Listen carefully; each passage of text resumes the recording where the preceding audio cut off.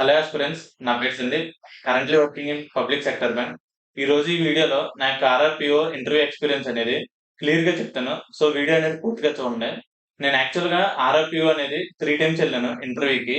నా first attempt Andhra Pradesh. అప్పుడు అవ్వలేదు. నెక్స్ట్ ఆర్ఆర్‌పిఓ కర్ణాటక అప్లై చేశాను. అప్పుడయింది. థర్డ్ టైమ్ మళ్ళీ ఆర్ఆర్‌పిఓ ఆంధ్రప్రదేశ్ అప్లై చేశాను. అప్పుడు అయింది. ఈ వీడియోలో నా యొక్క ఆర్ఆర్‌పిఓ ఇంటర్వ్యూ ఎక్స్‌పీరియన్స్, ప్యానెల్ మెంబర్స్ ఎంతమందుంటారు, ఎక్కడెక్కడ ఇంటర్వ్యూలు జరుగుతాయి ఏపీ, కర్ణాటక, తెలంగాణలో. సో, వీడియో అనేది పూర్తిగా చూడండి. నెక్స్ట్ ఈ వీడియోలో చెప్పిన ఇన్ఫర్మేషన్ మీకు ఎంతో కొంత హెల్ప్‌ఫుల్ అయ్యుంటే వీడియోని తప్పకుండా లైక్ చేయండి. అలాగే ఛానల్ అనేది కూడా సబ్స్క్రైబ్ చేయండి. సో దట్ నాకు కూడా మరిన్ని వీడియోస్ చేయడానికి ఎంకరేజింగ్‌గా ఉంటది. అలాగే మన యొక్క టెలిగ్రామ్ ఛానల్ లింక్ అనేది కింద డిస్క్రిప్షన్‌లోని ఫస్ట్ పిన్‌లో పిన్ చేసి పెడతాను. అక్కడికెళ్లి జాయిన్ అవ్వండి. ఏమైనా అప్డేట్స్ ఉంటే నేను అక్కడ పోస్ట్ చేస్తాను. లింక్ అనేది రీడైరెక్ట్ అవ్వకపోతే టెలిగ్రామ్‌లో సందీప్ కుమార్ ఎడ్యుకేటర్ అని కొట్టండి. 500+ మెంబర్స్ అనేది ఉంటారు. ఫస్ట్ ఆఫ్ ఆల్ ఇంటర్వ్యూ అనేది మన లక్ బేస్డ్ మీదే డిపెండ్ ఉంటది. మాక్సిమం మోర్ దాన్ 50% అనేది మట్టికి మన లక్ మీదే డిపెండ్ అయ్యి ఉంటది. ఆ రోజు మన ఫేట్. నెక్స్ట్ ఇంటర్వ్యూలో కూడా మాక్సిమం పర్సనల్ గానే ఎక్కువ అడుగుతారు.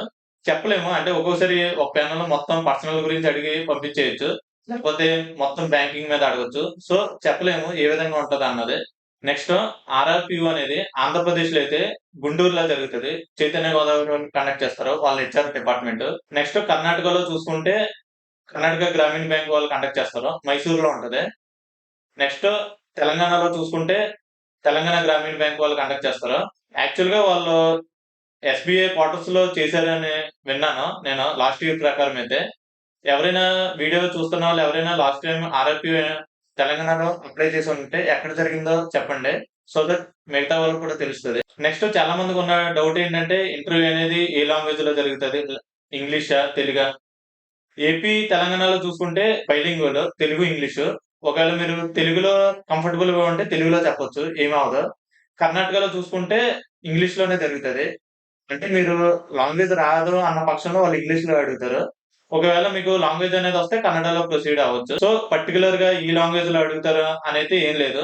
వాళ్ళిష్టం. మీరు ఏ లాంగ్వేజ్‌లో కంఫర్టబుల్‌గా ఉంటే ఆ లాంగ్వేజ్. అంటే తెలుగైతే తెలుగు, ఇంగ్లీష్ అయితే నెక్స్ట్ రోజుకి 2 షిఫ్ట్‌లో జరుగుతది ఇంటర్వ్యూ అనేది. మార్నింగ్ షిఫ్ట్, నెక్స్ట్ మధ్యాహ్నం షిఫ్ట్. సో, టోటల్ 2 షిఫ్ట్స్‌లో జరుగుతది. Next panel members.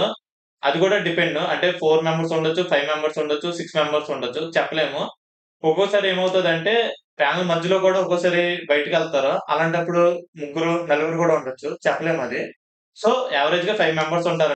నెక్స్ట్ ఆ ప్యానెల్ మెంబర్‌లో ఒకళ్ళు అనేవాళ్ళు అబ్జర్వర్ కింద ఉంటారు. మనం వచ్చినప్పటి నుంచి మొత్తం అబ్జర్వ్ చేస్తారు. అంటే డ్రెస్సింగ్ అనేది ఏ విధంగా ఉంది, వే ఆఫ్ టాకింగ్ ఎలా మాట్లాడుతున్నారు అయన్నీ ఆయన అబ్జర్వ్ చేస్తారు. ఇంకో ఆయన ఇనిషియేషన్ తీసుకుంటారు. ఆయనే మెయిన్. మిగతా వాళ్ళందరూ కొన్ని రాండమ్ క్వెషన్స్ అడుగుతా ఉంటారు. 1 గాని, 2 గాని అలా వాళ్ళిష్టం. మెయిన్‌గా ఉన్న ఆయన మట్టికి మొత్తం ఇనిషియేషన్ అనేది ఆయనే తీసుకుంటారు. నెక్స్ట్ నా ఫస్ట్ ఇంటర్వ్యూ ఎక్స్‌పీరియన్స్ అనేది చెప్తాను. ఫస్ట్ ఇంటర్వ్యూ చెప్పాను గదా! ఆర్ఆర్‌పిఓ ఏపీ చైతన్య గోదావరి గుంటూరులో జరిగింది. 2022లో నా ఫస్ట్ ఇంటర్వ్యూ. నాది యాక్చువల్‌గా మధ్యాహ్నం షిఫ్ట్. 1:30కి reporting time. కానీ నా యొక్క ఇంటర్వ్యూ అనేది రాత్రి 7:30కి అయింది. సో, చూడండి మీరే అబ్జర్వ్ చేయండి ఎంత లేట్ అవుతదనేది. సో, మాక్సిమం మీకు పేషెన్స్ అనేది ఎక్కువుండాలి. ఏ టైంకి అవుతదో కూడా చెప్పలేము. ఒక్కోసారి మీ లక్ బావుంటే త్వరగానే అయిపోవచ్చు. లేకపోతే ఇదిగో నాలాగా లేట్ కూడా అవుతది. ఫస్ట్ ఎళ్ళగానే మే కమిన్ సార్ అన్నాను. దాని తర్వాత రా సందీప్ వచ్చి కూర్చో అని తెలుగులోనే మాట్లాడారు. దాని తర్వాత ఫస్ట్ క్వెషన్ ఏ ఊరు నుంచి వచ్చావు అని అడిగారు. Sir myself Sandeep west Godavari అని స్టార్ట్ చేశాను. దాని తర్వాత వెంటనే పక్కనున్న సారు, ఆ సార్ ఏం అడుగుతున్నారు? నువ్వేం చెప్తున్నావు అని కొద్దిగా సీరియస్‌గా అడిగారు. ఆయన అడిగింది మీ యొక్క ఊరు పేరు. నువ్వేమో మైసెల్ఫ్ సందీప్ అయన్నీ చెప్తున్నావు. అడిగిన క్వెషన్‌కి ఆన్సర్ చెప్పాలన్నారు. సో, ఫస్ట్ క్వెషనే నాకు ఇంకా పానిక్ అయిపోయాను. అంటే నేను చాలా చెప్తాననుకుని ఎళ్ళాను. అలా ఫస్ట్ క్వెషన్ అలా జరగగానే ఇంకా నాకు మొత్తం పానిక్ అయిపోయానింకా. సో, మీరెప్పుడు అలా పానిక్ అవ్వద్దు. అంటే చెప్పలేము అక్కడ మన సిట్యుయేషన్ ఎలా ఉంటదన్నది. నేనిప్పుడు ఎంత చెప్పినా కూడా మీకు ఆ సిట్యుయేషన్ అనేది మీరు ఫేస్ చేస్తే తెలుస్తది. కూర్చున్నాను. కూర్చున్న తర్వాత అప్పుడు మళ్ళీ అడిగారు. ఏ ఊరు నుంచొచ్చావని. అప్పుడు తణుకు నుంచొచ్చాను సార్ అని చెప్పాను. ఇక్కడ నా బ్యాడ్ లక్ అనుకోవాలో, గుడ్ లక్ అనుకోవాలో తెలీదు గానీ, అక్కడ ఉన్న ప్యానెల్‌లో ఇద్దరనేది మా ఊరు సైడోళ్ళే. సో, మొత్తం క్వెషన్స్ అన్ని ఒక 5 మినిట్స్ దాకా ఆ యొక్క సరౌండింగ్స్ మీద జరిగింది. అక్కడ ఫేమస్ పర్సన్ ఒక ఆయన ఉంటాడు. తెలుసా నీకు అన్నారు. తెలుసు సార్. పేరనేది గుర్తుకు రావట్లేదు. యాక్చువల్‌గా నేను చదువుకునే ఎళ్ళాను. ఆ టైంకి నాకింకా గుర్తుకు రాలేదు. అప్పుడు ఆయన సీరియస్ గా నువ్వు అసలు ఆ ఊర్లోనే పుట్టలేదు అందుకే నీకు తెలియలేదు అన్నట్టు మాట్లాడారు. సారీ సార్, మర్చిపోయానంటే అప్పుడు ఆయనే చెప్పారు ముల్లపూడి హరిశ్చంద్ర ప్రసాద్ అని. ఓకే సార్, గుర్తుంది, మర్చిపోయాను సార్ అని చెప్పాను. దాని తర్వాత అక్కడ ఫేమస్ ప్లేసెస్ ఏంటి అన్నారు. షుగర్ ఫ్యాక్టరీ ఒకటి ఉంటుంది సార్ అన్నాను. షుగర్ ఫ్యాక్టరీ ప్రత్యేకతలు ఏంటని అడిగారు. సార్ అదే రాకెట్ ఫ్యూయల్ తయారు చేస్తారు అక్కడే అని అన్నాను. అది ఓకే ఓకే, వెరీ గుడ్, అది చెప్పవేమో అనుకున్నాను, బాగానే చెప్పావు అన్నారు. Okay sir, thank you sir అని చెప్పాను. చెప్పిన తర్వాత అక్కడ ఇంకేమైనా ఉన్నాయంటే టెక్స్టైల్ ఇండస్ట్రీ ఒకటి ఉంది సార్ అని చెప్పాను. పేరేంటని అడిగారు. ఆ పేరు కూడా నేను మర్చిపోయాను. అక్కమామ టెక్స్టైల్ అని ఒకటి ఉంటది. ఆ టెన్షన్ లో అది కూడా మర్చిపోయాను. దాని తర్వాత పాన్ ఫుల్ ఫామ్ అడిగారు పక్కన ఉన్న సార్. నేను మర్చిపోయి కంగారులో పర్సనల్ ఐడెంటిఫికేషన్ నెంబర్ అని చెప్పాను. పిన్ పిన్ ఫుల్ ఫామ్ చెప్పేసాను అనమాట. పాన్ అడిగితే యాక్చువల్ గా pan permanent account number.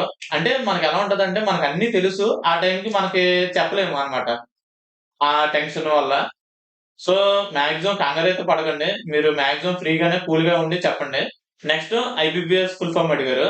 Institute of banking అని చెప్తున్నాను. చెప్పగానే ఆయన "నువ్వు ఏదేదో చెప్పేత్తన్నావు. నువ్వు చదువుకొని రాలేదు" అన్నారు ఒక్కసారిగా. నాకింకా ఉన్నట్టుండి మొత్తం ఇంకా టెన్షనొచ్చేసింది. నెక్స్ట్ పక్కనున్న సార్ ఫార్మింగ్ టెక్నిక్స్ అని అడిగారు. అది కూడా అంత ఐడియా లేదు సార్ అని చెప్పాను. నెక్స్ట్ ఆయనే చెప్పారు. దానికి ఆన్సర్ కూడా తెలీదన్నప్పుడు. యాక్వా ఏదో చెప్పారు. అంత కరెక్ట్‌గా గుర్తుకు రావట్లేదు. కాకపోతే చెప్పిన తర్వాత కూడా మీరు దాన్ని రిపీట్ చేస్తూ ఉంటే మాట్లాడినట్టు ఉంటది. అంటే ఆయన చెప్తున్నప్పుడు నేను కూడా నోట్లో ఇలా మెదుపుతున్నట్టు ఆయన చెప్పినయి. సో, వాళ్ళకి కూడా ఒక పర్లేదు మాట్లాడుతున్నాడు అన్న ఐడియా అనేది వస్తది వాళ్ళకి కూడా. నెక్స్ట్ ఇంకో క్వెషన్ స్టార్టింగ్ లోనే అడిగారు. ఇంజినీరింగ్ చేసావు కదా! క్యాంపస్ ఇంటర్వ్యూలు ఏం రాలేదని అడిగారు. సార్ యాక్చువల్‌గా వచ్చింది సార్ ఒక స్టార్టప్ కంపెనీ. కరోనా వల్ల వాళ్ళు పిలుస్తారని వెయిట్ చేయమన్నారు. సో, ఇంకా లేట్ అయిపోతుందని నేను ఇంకా బ్యాంక్ ఎగ్జామ్స్ అనేవి ప్రిపేర్ అయ్యాను సార్ అని చెప్పాను. నెక్స్ట్ పక్కనున్న మేడం ముద్ర గురించి అడిగారు. హమ్మయ్య! అనుకున్నాను. ఎందుకంటే ముద్ర గురించి నేను బానే చదువుకొనెళ్ళాను. సో, మాక్సిమం ముద్ర గురించి నేను మొత్తం చెప్పాను. నాకు తెలిసిందంతా ముద్ర ఫుల్ ఫార్మ్, దాని యొక్క ఆథరైజేషన్ క్యాపిటల్, దాంట్లో ఉన్న శిశు, కిషోర్, తరుణ్ అలా మొత్తం ఒక 3-4 మినిట్స్ అనేది దాని గురించే చెప్పాను. సో, అక్కడ కొద్దిగా ఇంప్రెస్ అయినట్టున్నారు వాళ్ళు. దాని తర్వాత ఇంకా ఏదో ఒక క్వెషన్ అడిగారు. అది గుర్తు రావట్లేదు. దాని తర్వాత ఓకే, యూ కెన్ గో అన్నారు. నేను బయటికి రాగానే నా యొక్క మైండ్‌లో ఫస్ట్ ఇంటర్వ్యూ అయితే పోయిందనుకున్నాను. కాకపోతే నా రిజల్ట్ చూసుకునేటప్పుడు నా ఇంటర్వ్యూ స్కోర్ అనేది 14.98 ఏసారు. అంటే దగ్గర దగ్గరగా 15 ఏసినట్టు. కాకపోతే ఎందుకు రాలేదంటే స్కోర్ అనేది సరిగ్గా రాలేదు మెయిన్స్‌లో. సో, అందుకే అప్పుడు నేనింక క్వాలిఫై అవ్వలేదు ఆ ఇయర్. నెక్స్ట్ ఇంటర్వ్యూ వచ్చి ఆర్ఆర్‌పీఓ కర్ణాటక. కర్ణాటక అప్లై చేశాను సెకండ్ టైము. ఫస్ట్ ఇయర్‌లో అయితే నేను మిస్టేక్స్ చేశానో అయన్నీ ఈ ఇంటర్వ్యూలో అయితే కవర్ చేశాను. సో, ఇంటర్వ్యూ అనేది కర్ణాటకలో అయితే 10-12 మినిట్స్ జరిగింది. ఫస్ట్ ఇంటర్వ్యూ కూడా అంతే 10-12 మినిట్స్ జరిగినట్టుంది. మాక్సిమం యావరేజ్‌గా 10-12 మినిట్స్ జరుగుతది. అదే కర్ణాటకలో చూసుకుంటే ఇక్కడైతే ప్యూర్ లక్. ఒక్కొక్కసారి 2 మినిట్స్‌లో అయిపోద్ది, 3 మినిట్స్‌లో అయిపోద్ది. ఒక్కోసారి 10 మినిట్స్ అయిద్ది. ఎందుకంటే కర్ణాటకలో ఎలా ఉంటదంటే, అంటే ఈ మాట అనొచ్చో లేదో తెలియట్లేదు గానీ, నాన్ లోకల్ కదా మనం. అంటే వేరే స్టేట్ నుంచి ఎళ్తాం కదా! చెప్పలేము. వాళ్ళకున్న టైమ్ ఫ్యాక్టర్ బట్టి కూడా ఒక్కొక్కసారి ఉంటది. ఒక్కోసారి లేట్ అయిపోతే 3-4 మినిట్స్‌లో అడిగేసి పంపిస్తారు. సో, మనం చెప్పలేమది. So, first question tell me about yourself అన్నారు. చెప్పాను మొత్తం. దాని తర్వాత ఇది నీకు ఎన్నో ఇంటర్వ్యూ అని అడిగారు. రెండో ఇంటర్వ్యూ సార్ అని చెప్పాను. నెక్స్ట్ అక్కడ ఏంటంటే మన అప్లికేషన్ ఫిల్ చేస్తాం కదా! ఆ ప్రింటౌట్‌లనేవి వాళ్ళ దగ్గర ఉంటాయి. ఇక్కడ కూడా అంతే ప్యానెల్‌లో 5 మెంబర్స్ ఉన్నారు ఇక్కడైతే. దాని తర్వాత పక్కనున్న సారు "నీకు కన్నడ వచ్చని" అడిగారు. ఇంగ్లీష్‌లోనే "డూ యూ నో కన్నడ" అని. సార్ నాకు తెలీదు అని చెప్పబోతుంటే పక్కనున్న సార్ ఇంకో క్వెషన్ ఏదో అడిగేశారు. సో, ఆ క్వెషన్ అనేది అక్కడ ఆగిపోయింది అక్కడితో. అలా కాకుండా ఒకవేళ కన్నడ నీకు ఎందుకు రాదు అక్కడ ఇంకా ప్రొలాంగ్ అయ్యేది 2-3 మినిట్స్. సో, నా లక్ అనుకుంటాను ఆ రోజు మట్టికి. ఇంకోటేంటంటే మీకు అక్కడ అప్లికేషన్ ఫిల్ చేసేటప్పుడే లాంగ్వేజెస్ నోన్ దగ్గర మీకు కన్నడ రాకపోతే మటికి పెట్టొద్దు. వస్తే రీడ్, రైట్, స్పీక్ పెట్టండి టిక్. రాకపోతే మటికి ఎట్టి పరిస్థితిలో పెట్టొద్దు. వాళ్ళు కూడా అడుగుతారు. "నీకు కన్నడ రాదు గదా! ఇక్కడ మరి నువ్వెలా మేనేజ్ చేయగలుగుతావు" అని. "సార్ నేర్చుకుంటున్నాను సార్" అని ఏదో ఒకటి చెప్పండి. నెక్స్ట్ సెంటర్‌లో కూర్చున్న సారు మెయిను ఆయన అడిగారు. "Tell me anything 3 government schemes that you know" అని అడిగారు. సో, ఇలాంటప్పుడు ఏం చేయాలంటే క్వెషన్ అనేది మనకు వదిలేసారు. నీకు నచ్చిన ఏదైనా ఒక 3 గవర్నమెంట్ స్కీమ్‌ల గురించి చెప్పమన్నారు. ఇలాంటప్పుడు కంపల్సరీగా మన అడ్వాంటేజ్ అనేది తీసుకోవాలి. ఎందుకంటే అలా కాకుండా పర్టిక్యులర్ స్కీమ్ గురించి అడిగారనుకో అప్పుడు చెప్పొచ్చు. సో, నేనిక్కడ ఏం చేశానంటే, మొత్తం ఒకే టైప్ ఆఫ్ ఇన్స్యూరెన్స్ గురించి చెప్పకుండా, ఒక లైఫ్ ఇన్స్యూరెన్స్, ఒక అగ్రికల్చర్‌కి సంబంధించిన ఇన్స్యూరెన్స్, నెక్స్ట్ ఒక ఏపీవై అలా చెప్పానన్నమాట 3. దాని గురించి ఎక్స్‌ప్లెయిన్ చేశాను. బుక్‌లో ఉన్నది చెప్పేయకండి. మీకు నచ్చిన ఓన్ వర్డ్స్‌లో చెప్పడానికి ట్రై చేయండి. ఇప్పుడు బుక్‌లో చెప్పినట్టు అలా చదువుకొని ఎళ్ళిపోతే మటికి ఆళ్ళకి తెలిసిపోద్ది. ఈడు మొత్తం బట్టి పట్టుకొని వచ్చి చెప్పేస్తున్నాడని. సో, ఎట్టి పరిస్థితుల్లో అలా చెప్పొద్దు. చదువుకునేటప్పుడు కూడా కీ పాయింట్‌లా చదవండి. సో దట్ మీకు కూడా ఆ పాయింట్‌ల వారీగా మీరు చెప్పగలుగుతారు. దాని తర్వాత క్వెషన్ డిజిటల్ బ్యాంకింగ్ గురించి అడిగారు. దాని తర్వాత ఇంకోసారి గ్రీన్ పిన్ అంటే ఏంటో తెలుసా అని అడిగారు. సార్ నాకు తెలీదు సార్ అని చెప్పాను. యాక్చువల్‌గా గ్రీన్ పిన్ అంటే ఏంటంటే మనం ఏటీఎంలకెళ్తాం కదా! ఏటీఎంలకెళ్ళినప్పుడు మనం ఏటీఎం చేంజ్ చేసుకోవాలన్నా అక్కడ గ్రీన్ పిన్ అన్న ఆప్షన్ ఉంటది. సో మీరు కూడా ఇంటర్వ్యూకి ఎళ్ళొచ్చేసిన తర్వాత కూడా ఏదైతే క్వెషన్‌లు మీకు తెలీదో వెంటనే తెలుసుకోండి. నెక్స్ట్ ఇంకోసారు ఈసారైతే మట్టుకు చాలా స్ట్రిక్ట్‌గా అనిపించింది నాకు. ఆయన ఏ క్వెషన్ అడిగారంటే, "what are the initiative that you will take as a banker to increase the farmers income" అని అడిగారు. నేనేమని చెప్పానంటే, "sir I said by promoting government schemes" అలా చెప్పాను. ఆయన వెంటనే డోంట్ సే బుకిష్ నాలెడ్జ్ అలా చెప్పారు. సో నేనింకా ఏం చెప్పాలో అర్థం కాలేదు. సో ఇలాంటప్పుడు ఇంకా మీరు సైలెంట్‌గా ఉండడం బెటర్ ఒక 1 మినిట్ అలాగా. సో వెంటనే అప్పుడు పక్కన ఉన్న సార్ ఇంకో క్వెషన్ అడిగారు. ఇంకా next question tell me about GST అని అడిగారు ఒక క్వెషన్ అయితే. నేను చెప్పాను. అంటే గూడ్స్ అండ్ సర్వీస్ టాక్స్ అలా కొద్దిగా దాని గురించి చెప్పాను. దాని తర్వాత వెన్ ఇట్ వాస్ ఫార్మ్డ్ అని అడిగారు. సార్ అంత ఐడియా లేదు అని చెప్పాను. Next how many members, GST head ఎవరు ఇలా క్వెషన్ జీఎస్టీ గురించి ఎక్కువ అడిగారు. దాని తర్వాత చెప్పిన తర్వాత అక్టోబర్‌లో ఎంత కలెక్ట్ చేసింది జీఎస్టీ కలెక్షన్స్ అని అడిగారు. యాక్చువల్‌గా నాకు నిజం చెప్పాలంటే అక్టోబర్ గురించి నిజంగా ఐడియా లేదు. సార్ కరెక్ట్‌గా అయితే గుర్తులేదు సార్. ఏప్రిల్ అయితే హైయెస్ట్ కలెక్ట్ చేసిందని చెప్పాను. ఏప్రిల్ కాదు అక్టోబర్ గురించి అడిగారు. సార్ అంత కరెక్ట్‌గా అయితే ఐడియా లేదు. ఇన్ అండ్ అరౌండ్ 1.41, 1.45 అలా ఉంటదని చెప్పాను. ఎందుకంటే జీఎస్టీ కలెక్షన్స్ నేను కరెంట్ అఫైర్స్‌లో చదివినప్పుడు మొత్తం అదే రేంజ్‌లో ఉంటది. సో తెలియనప్పుడు కూడా సరే అనుకుంటున్నాను అని చెప్పండి అంతే. అలా అని కాన్ఫిడెంట్‌గా చెప్పేయకండి ఒకవేళ తప్పైతే మటికి.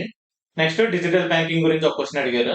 సో అంతే అయిపోయింది. అయిపోయిన తర్వాత బయటకొచ్చిన తర్వాత మటికి ఈసారి హమ్మయ్య! ఈసారి మటికి ఏదో రకంగా అవుతదనుకున్నాను. కాకపోతే అంటే క్వాలిఫై అయ్యాను. సెలెక్ట్ అయ్యాను. కాకపోతే ఇంటర్వ్యూ నేను అనుకున్న దానికన్నా తక్కువేశారు. 20కి 12 అనేదేశారు. సో కర్ణాటక కాబట్టి చెప్పలేము. కొంతమందికి ఏం చెప్పనోళ్ళకి కూడా 16 కూడా ఎయొచ్చు. సో చెప్పలేము. అది మన ఫేట్ ఆ టైంని బట్టి. నాకు తెలిసిన ఇద్దరు ఫ్రెండ్స్‌కైతే 2 క్వెషన్‌లు అడిగారు అని చెప్పారు. బయటకొచ్చైతే నాకు ఈసారి అయితే అవ్వదురా అని అన్నారు. కాకపోతే ఇంటర్వ్యూలో చూసుకుంటే 16 మార్క్స్ ఏసేసారు. సో చెప్పలేము ఎప్పుడు ఎలా ఉంటదన్నది. ఇంటర్వ్యూ అనేది అక్కడ 100 మార్క్స్. లాస్ట్‌కి 20కి కాలిక్యులేట్ చేస్తారు. నెక్స్ట్ థర్డ్ ఇంటర్వ్యూ వచ్చి ఏపీ మళ్ళీ. సేమ్ మళ్ళీ రిపీట్ ఫస్ట్ ఇంటర్వ్యూ లాగే. ఈసారి కాకపోతే ఏంటంటే జాబ్ ఉంది కాబట్టి కొద్దిగా కాన్ఫిడెన్స్‌తో ఎళ్ళాను. ఇక్కడ కూడా అంతే. ప్యానెల్‌లో 5 మెంబర్స్ ఉన్నారు. సిక్స్త్ మెంబర్ ఏంటంటే నా టైమ్ వచ్చినప్పటికి ఐబీపీఎస్ బోర్డ్ నుంచి ఒక మెంబర్ వచ్చారు అదే టైంకి. సో ఆయన కూడా కూర్చున్నారు. అంటే ఇంటర్వ్యూ అనేది ఏ విధంగా జరుగుతుంది? అలా మొత్తం అన్నీ చూడడానికి. అంటే ఎప్పుడు ఉండరు. రాండమ్‌గా ఒక్కోసారి చెక్ చేయడానికి అలా వచ్చినప్పుడు వస్తారు అలాగా. ఇక్కడ కూడా నా లక్ అనుకుంటున్నాను. ఎందుకంటే ఆయన రావడం వల్ల ఎక్కువ సేపు జరిగింది ఇంటర్వ్యూ అనేది. మోర్ థాన్ 15 మినిట్స్ జరిగింది. సో ఇంగ్లీష్‌లోనే జరిగింది ఇక్కడైతే. ఎందుకంటే ఆయనకి కూడా అర్థం కావాలి కదా! ఆయన ముంబై నుంచి వచ్చారు ఆయన. ఆయనేం క్వెషన్‌లేమి అడగలేదు. జస్ట్ అబ్జర్వ్ చేశారు. ప్యానెల్ మెంబర్స్ ఏ విధంగా అడుగుతున్నారో, నేను ఏ విధంగా చెప్తున్నానని. ఆయన మార్క్స్ ఏమి కన్సిడర్ చేయరు. ఆయనైతే మటికి జస్ట్ రాండమ్‌గా వచ్చారంతే. ఇక్కడైతే నాకు మార్నింగ్ షిఫ్ట్ పడింది. 8కి అనుకుంటా రిపోర్టింగ్ టైము. నాకు ఒక 10, 9:30కి అలా అయిపోయింది. కర్ణాటకలో కూడా అంతే మార్నింగ్ షిఫ్ట్. అదైతే నేనే సెకండ్ మెంబర్ అనుకుంటా. అది కూడా ఒక త్వరగానే అయిపోయింది. 9:30 కల్లా అయిపోయింది అదైతే.